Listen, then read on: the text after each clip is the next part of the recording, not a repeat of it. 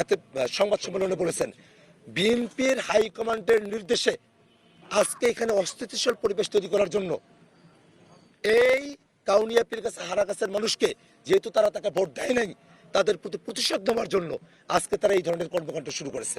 এই জন্য আজকে তারা এটা করতেছে।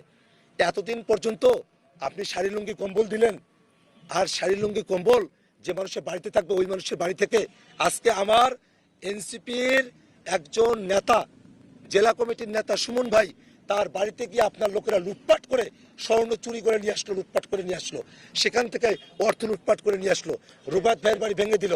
আমার ইয়াসির আরাফাত ভাইয়ের প্রধান সমন্বয়কারী তার বাড়িতে তারা আজকে গিয়ে গেটগুলো তছনছ করে দিয়ে আসলো। জামায়াতে ইসলামের কর্মী মোমিন ভাইয়ের বাড়িতে তছনছ করে দিয়ে আসলো।